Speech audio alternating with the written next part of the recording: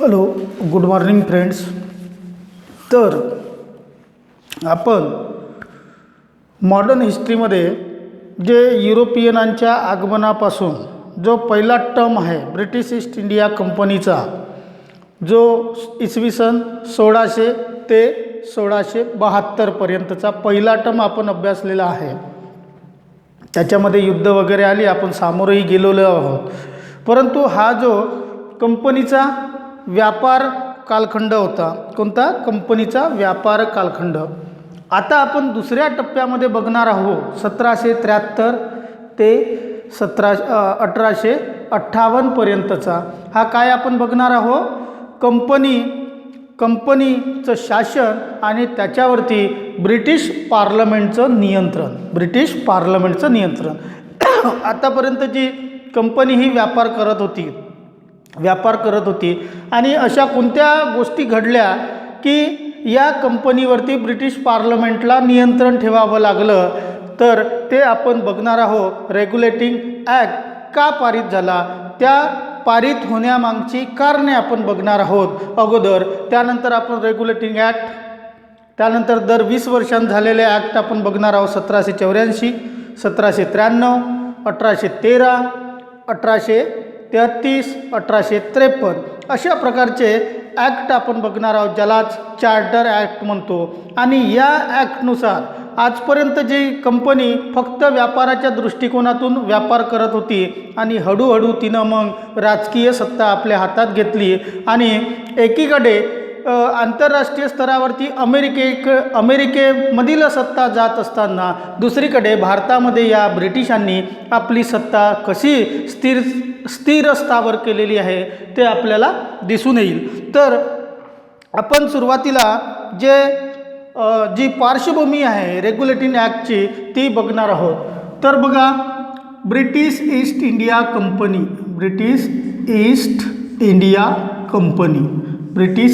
Company या कंपनीची स्थापना कधी झालेली आहे? 31 डिसेंबर 1600 मध्ये झालेली आहे. 1600 मध्ये काय झालेली आहे? स्थापना झालेली आहे. आता या कंपनीचे जे सुरुवातीला जी व्यापार करत होती, व्यापारामध्ये ज्या सवलती वगैरे मिळवणं, व्यापार करणं, व्यापारातून जास्तीत जास्त नफा कमवणं आणि तो नफा आपल्या माय देशाला पाठवणं, अशा प्रकारचं ही कंपनी व्यापार करत होती. आणि तो कालखंड आहे इसवी सन 1600 ते 1772. इसवी सन 1600 ते 1772. तर आता या काळामध्ये जी कंपनी जी व्यापार करत होती, परंतु अशा काही घटना घडलेल्या आहेत की ज्या घटना 1757 ची प्लासीची लढाई, कोणती लढाई? प्लासीची लढाई. त्यानंतर 1764 ची बक्सारची लढाई. या दोन लढाया अतिशय महत्त्वपूर्ण आहे. भारतामध्ये जी ब्रिटिश ईस्ट इंडिया कंपनी होती, त्या कंपनीने या दोन्ही लढायामध्ये विजय प्राप्त केला आणि या दोन लढायावरती विजय प्राप्त करून त्यांना बंगाल,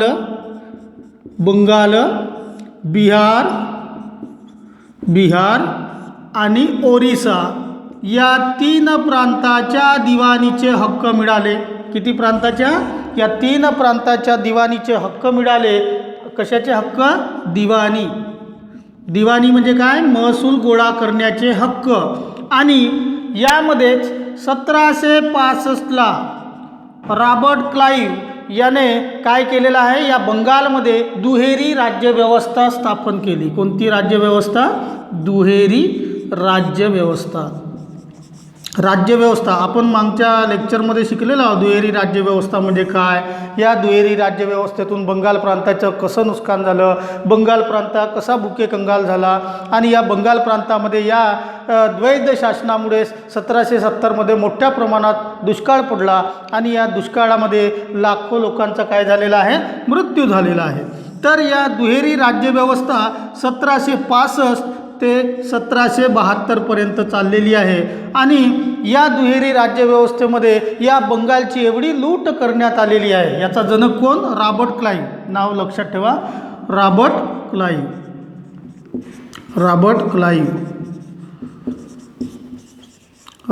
क्लाइव्ह. आता या दुहेरी राज्यव्यवस्थेमुळे रॉबर्ट क्लाइव्ह किंवा कंपनीला मोठ्या प्रमाणात फायदा होत होता, पण कंपनी ही दिवाळखोरीत का निघाली किंवा कंपनीला लोन घ्यावंसं असं का वाटलं किंवा या कंपनीवरती नियंत्रण ठेवण्यासाठी रेग्युलेटिंग ॲक्टसारखा कायदा का करावा लागला, याचं आपल्याला मूल्यांकन करायचं आहे. आता बघा 1765 ते 1772 हे जे इथपर्यंत जी दुहेरी राज्यव्यवस्था रॉबर्ट क्लाइव्हने राबवलेली आहे आणि या दुहेरी राज्यव्यवस्थेमध्ये जे दिवाणीचे अधिकार कुणाकडे होते, कंपनीकडे होते आणि जबाबदारी कुणाकडे होती, नवाबाकडे होती, बरोबर आहे. तर या दुहेरी राज्यव्यवस्थेमधून या बंगाल प्रांतातून एवढा सुपीक प्रांत होता, या प्रांतामधून मोठ्या प्रमाणात हे इंग्रज व्यापारी असेल, कर्मचारी असेल किंवा जे जे इंग्रज अधिकारी असेल त्यांनी एवढ्या मोठ्या प्रमाणात या बंगालची लूट केली आणि तरी पण या कंपनीला म्हणजे 1772मध्ये लोन घेण्याची पाळी आली. ही म्हणजे एक वादाचा विषय आहे किंवा याच्यावरचा उपाय काय आहे किंवा कारण कोणतं असं ब्रिटिश पार्लमेंटला वाटलेलं आहे. तर आपण बघू की अशी कोणती कारणं घडलेली आहे या दरम्यान की या कंपनीला लोन घ्यावंसं वाटलं किंवा कंपनी दिवाळखोरीत निघण्याचं चिन्ह दिसू लागलेलं आहे. तर याची जे कारणं आहे ते आपण बघू. कारणामध्ये आपण सुरुवातीला बघू. नंबर 1 की या कंपनीमध्ये हे जे अधिकारी असायचे, कोणते कंपनीचे अधिकारी असायचे. आता दिवाणीचे अधिकार मिळाल्यामुळे व्यापारावरती संपूर्ण नियंत्रण या कंपनीचं आलेलं आहे, परंतु हे जे कंपनीमध्ये हा व्यापाराचा जो नफा आहे तो न जाता हा नफा कर्मचाऱ्यांच्या, अधिकाऱ्यांच्या किंवा व्यापाऱ्यांच्या उद्दाम वागणुकीमुळे त्यांनी स्वतंत्र वैयक्तिकरित्या स्वतःकडेच ठेवलेला आहे आणि कंपनीमध्ये त्याचा म्हणजे नफ्याचा भाग कमी गेलेला आहे. हे जे इंग्रज अधिकारी किंवा कर्मचारी होते यांनी मोठ्या प्रमाणात भ्रष्टाचार सुरू केलेला आहे आणि वैयक्तिक मालमत्ता जमवलेली आहे. आणि हे लोक जेव्हा इंग्लंडमध्ये जायचे तेव्हा हे एखाद्या नवाबाप्रमाणे वागायचे, त्यांना इंग्लिश नवाब म्हटलं जायचं आणि तेथील मग इंग्लंडमधील लोकांना हेवा वाटू लागला की हे लोक भारतात गेले की कसे श्रीमंत होतात, म्हणजे असं काय भारतामध्ये आहे. तेव्हा हे ब्रिटिश लोक भारतामध्ये येऊ लागले, पुन्हा ते सुद्धा श्रीमंत बनू लागले हा 5 ते 7 वर्षाच्या काळामध्ये. तर हे वैयक्तिक लाभ मिळवण्यासाठी म्हणजे एक कर्मचारी असेल किंवा अधिकारी असेल यांनी मोठ्या प्रमाणात वैयक्तिक लाभावर लक्ष केलेलं आहे. म्हणजे स्वतःकडे स्वार्थीपणा, कंपनीमधूनच लूट सुरू केलेली आहे. त्यामुळे कंपनीवरती जो बोजा होता तो बोजा हा वाढलेला आहे. दुसरं जे कारण आहे युद्ध. आता कंपनीला वारंवार युद्ध करावी लागत असे आणि या युद्धामध्ये मोठ्या प्रमाणात कंपनीचा खर्च होत होता. जसं आपण बघितलेलं आहे, जसं बक्सारचं युद्ध झालेलं आहे 1764मध्ये. त्यानंतर युद्धामध्ये 1767 ते 1769मध्ये युद्ध झालेलं आहे. आगलं मैसूर युद्ध आपण बघितलं, फर्स्ट युद्ध. तर या युद्धामध्ये कंपनीला मोठ्या प्रमाणात खर्च करावा लागला. त्यामुळे सुद्धा कंपनीवर दडपण येऊ लागलेलं आहे. तिसरं जे कारण आहे या कारणामध्ये वैश्विक कारण म्हणजे आंतरराष्ट्रीय घटना, आंतरराष्ट्रीय कारण. आता आंतरराष्ट्रीय कारण म्हणजे कोणतं की जशी भारतामध्ये ब्रिटिशांनी काय केलेलं आहे, ब्रिटिशांनी जशी आपल्या म्हणजे वसाहती स्थापन केलेल्या आहेत तशा वसाहती अमेरिकेमध्ये 13 वसाहतींची त्यांनी स्थापना केलेली होती.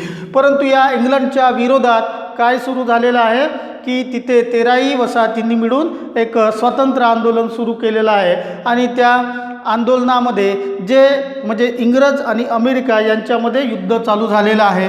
तर या वैश्विक कारणामध्ये गोष्ट अशी आहे की जो भारतामधून जो चहाची निर्यात मोठ्या प्रमाणात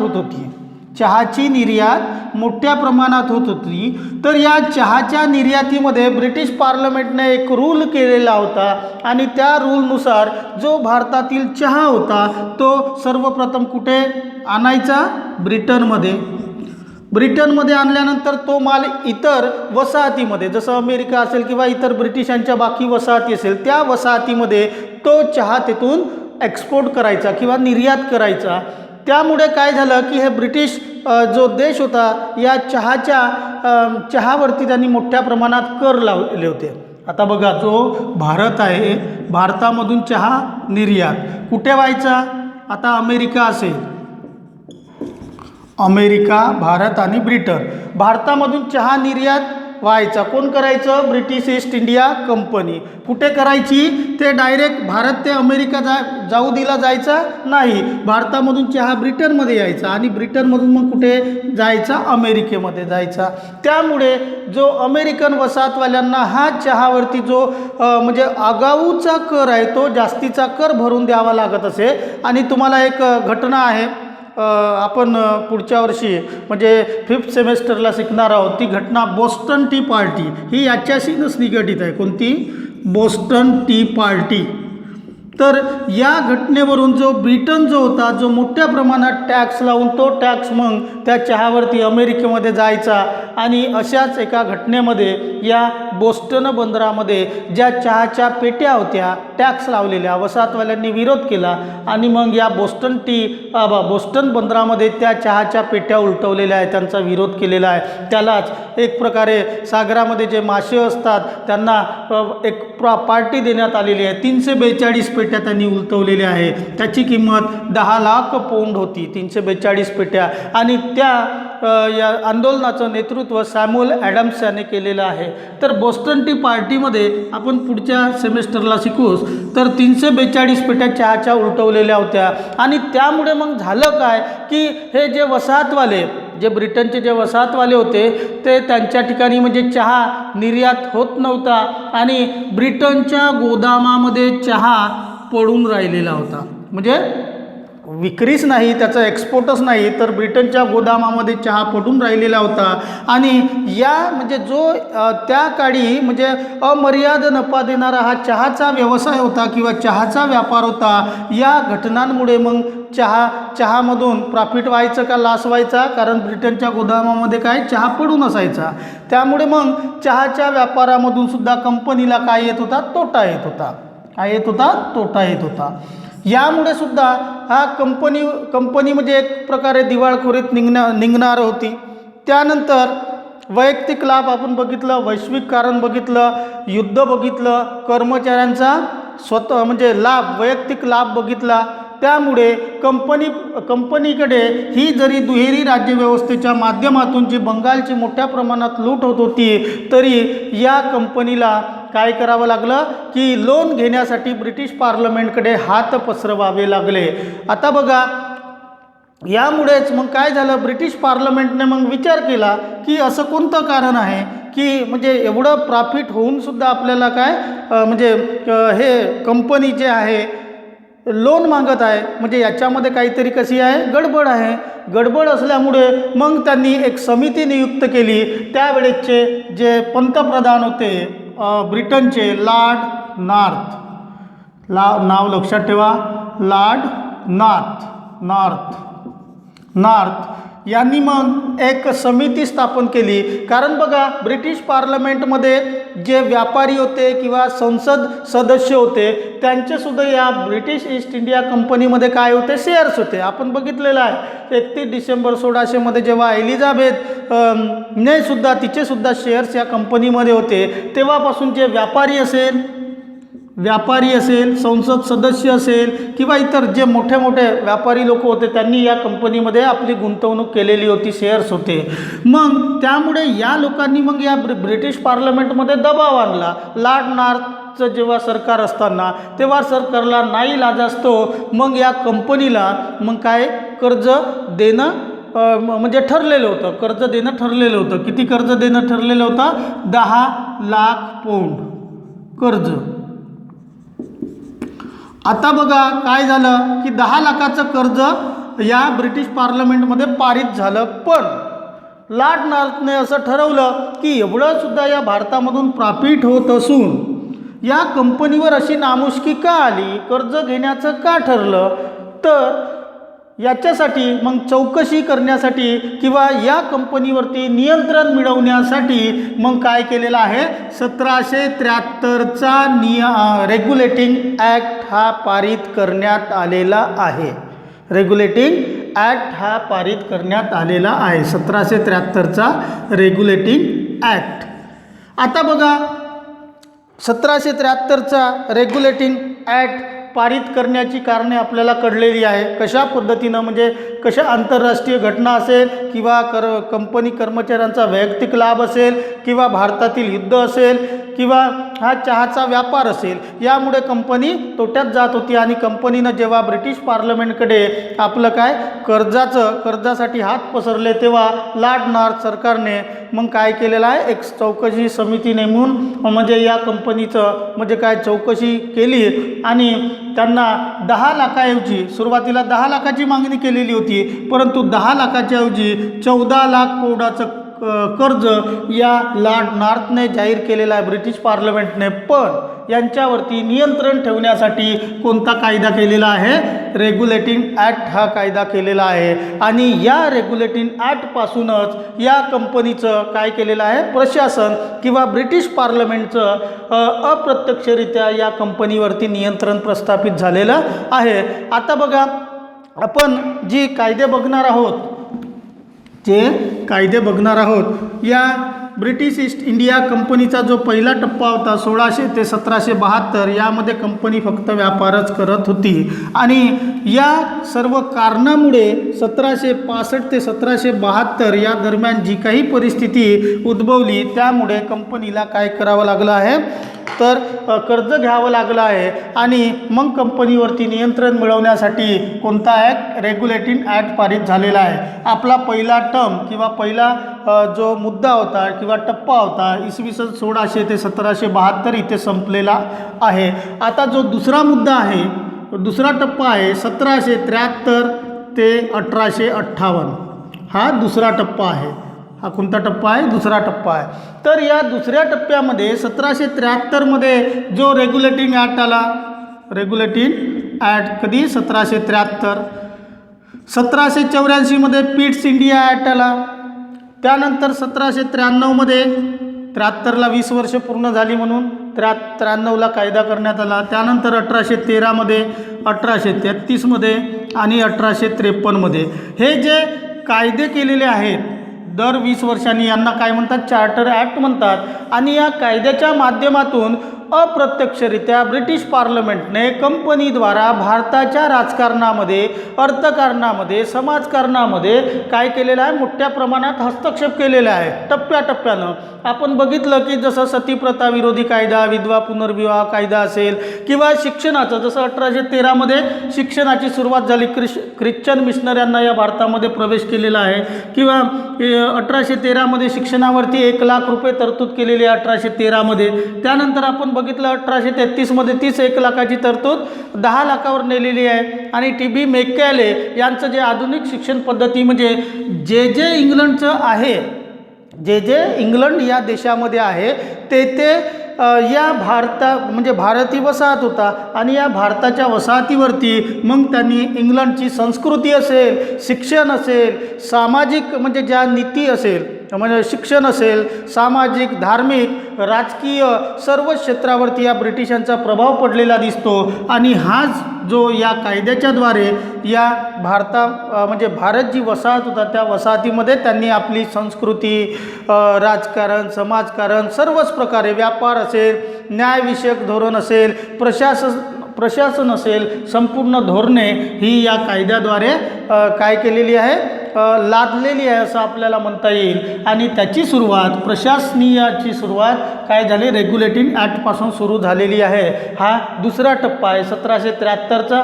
73 ते 1858 म्हणजे याच्यामध्ये कंपनीचं शासन आहे, परंतु नियंत्रण कुणाचं आहे, ब्रिटिश पार्लमेंटचं नियंत्रण आहे. आणि शेवटी मग जो तिसरा टप्पा आहे जो 1858 ते 1947 आणि या तिसऱ्या टप्प्यामध्ये म्हणजे 1858मध्ये जो या कंपनीच्या कारभारामुळे काय झालेलं आहे, 1857चा उठाव झालेला आहे आणि या उठावानंतर 1858मध्ये मग संपूर्ण ब्रिटिश पार्लमेंटची सत्ता या भारतीय वसाहतीवर किंवा भारतासारख्या वसाहतीवर त्यांनी प्रस्थापित केलेली आहे आणि कंपनीला मुठमाती दिलेली आहे. कंपनीचं समाप्त झालेलं आहे 1857पर्यंतच. आणि 1858 ते 1947 हा जो कालखंड आहे अतिशय महत्त्वाचा आहे आणि याच्यामध्येच मग भारतीय स्वातंत्र्य लढा, राष्ट्रवादाचा उदय वगैरे, स्वातंत्र्य वगैरे कसं मिळालं ते आपण बघणारच आहोत. परंतु हा जो मुद्दा आहे आपण आता सुरुवात करणार आहोत 1773 ते 1858पर्यंत जे काही असेल, कायदे असेल, महसूल विषयक धोरण असेल, सामाजिक धार्मिक सुधारणा चळवळी असेल, यांच्या विरोधात मग जसं राजा राममोहन राय असेल, ईश्वरचंद्र विद्यासागर असेल, यासारख्या समाज सुधारणांनी मग यांना कधी साथ दिली तर कधी विरोध केला. या माध्यमातून त्यांच्या सुधारणासुद्धा बघायच्या आहे. आणि या ब्रिटिशांच्या ध्येय धोरणामधून जे काही उठाव झालेले आहे, शेतकऱ्यांची उठाव म्हणा, आदिवासींचे उठाव म्हणा किंवा सामाजिक धार्मिक उठाव म्हणा, या उठावाची परिपूर्ती आपल्याला 1857च्या उठावामध्ये दिसून येते. आणि अशा प्रकारे हा दुसरा जो फेज आहे, पहिला फेज कोणता 1600 ते 1772, दुसरा 1773 ते 1858. पहिल्या फेजला कंपनीचा व्यापार कालखंड म्हणतात, फक्त व्यापारावरती भर दिला जात होता. दुसरा कोणता, कंपनीचं प्रशासन, कोणता,